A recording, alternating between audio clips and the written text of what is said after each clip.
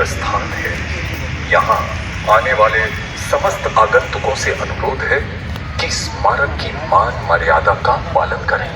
National War Memorial is a sacred and pious place. Patrons are requested to accord respect and follow a befitting code of conduct.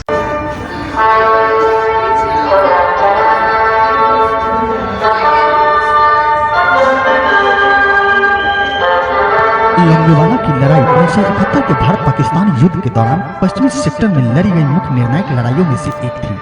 4 और 5 दिसंबर सन 1971 की रात को 4000 सैनिकों ने T-56 और शर्मन टैंकों तथा एक मीडियम आर्टिलरी बैटरी के साथ पाकिस्तानी फौज ने 23 पंजाब बटालियन के कब्जे वाली लोंगेवाला सीमा पोस्ट पर हमला कर दिया। संख्या काफी कम होने के बावजूद भारतीय सैनिकों ने बहादुरी से पोस्ट पर अधिकार बनाए रखा और भारतीय वायुसेना से मदद मांगी। 5 दिसंबर सन 1971 के तड़के जैसलमेर बेस से हंटर वायुयान ने अपनी विध्वंसक गोलीबारी से पाकिस्तानी फौज पर कहर ढा दिया। बहुत ही कम समय में 122 स्क्वाड्रन के हंटरों ने 18 उड़ानें भरी और शत्रु के 36 टैंकों 100 वाहनों को तबाह कर दिया और 200 पाकिस्तानी सैनिकों को मार गिराया। इससे पाकिस्तानी फौज की बहुत बढ़त बीच में ही अवरुद्ध हो गई, जिसके परिणाम स्वरूप लोंगेवाला की लड़ाई भारत के पक्ष में जीती गई।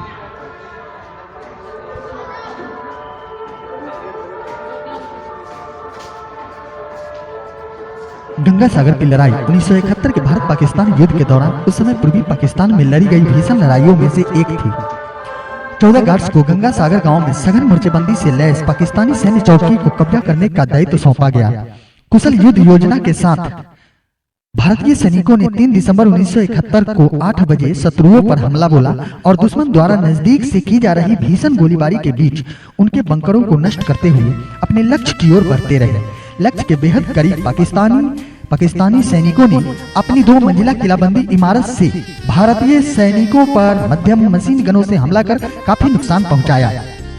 यह हालांकि भारतीय सैनिक के उत्साह को कम न कर सका, जिन्होंने ऑपरेशन के दौरान अद्वितीय साहस और दृढ़ निश्चय का प्रदर्शन करते हुए 2 दिनों तक चली भीषण लड़ाई में अंततः अपने लक्ष्य को हासिल किया।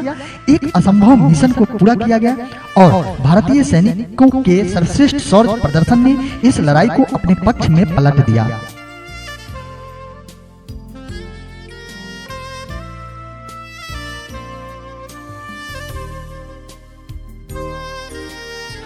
तितवाल की लड़ाई सन 1947-48 के भारत पाकिस्तान संघर्ष के दौरान लड़ी गई सबसे भीषण लड़ाई और लंबी लड़ाइयों में से एक थी।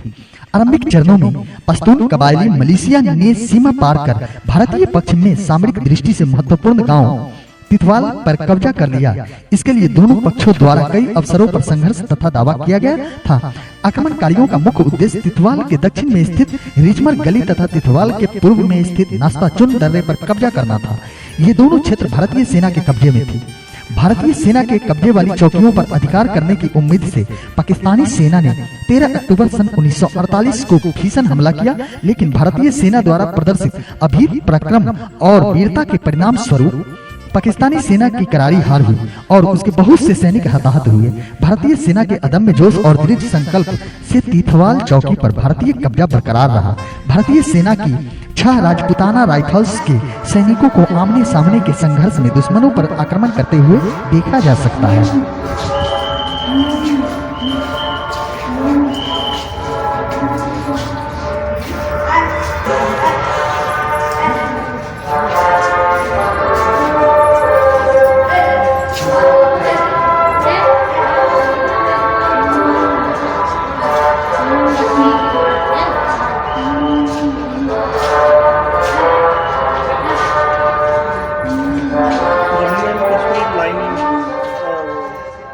रेजांगला की लड़ाई सन 1962 के भारतीय चीन सीमा संघर्ष के दौरान 18,000 फीट की ऊंचाई वाली सर्वोच्च पर्वतीय युद्ध भूमि पर डटकर लड़ाई लड़ी गई थी।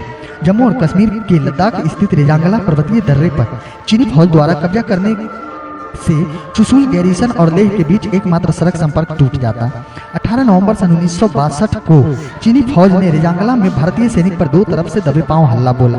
चूंकि भारतीय सैनिक पहले से ही सतर्क थे, अतः उन्होंने जवाबी हमले में दुश्मनों को भारी नुकसान पहुंचाया। चीनी फौज ने कई बार आक्रमण किया और भारतीय सैन्य दलों के सभी संपर्क को काट दिए।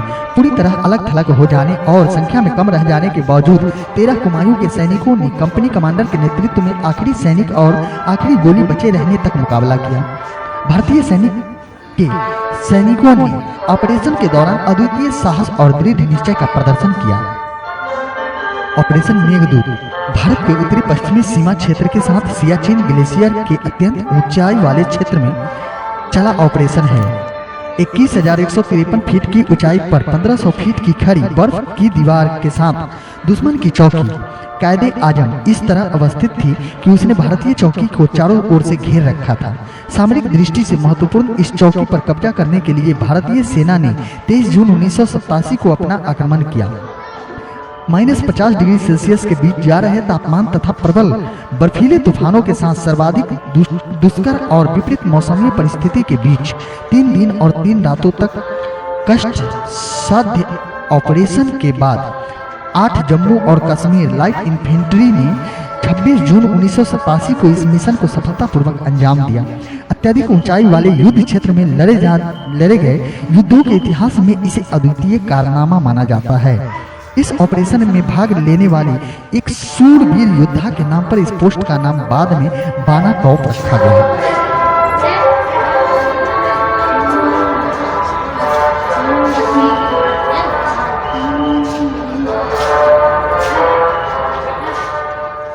4 और 5 दिसंबर 1971 की रात को भारतीय नौसेना पोतो किल्टॉन कच्छल निपात निर्वात और वीर ने कराची बंदरगाह पर अपना पहला मिसाइली हमला बोला।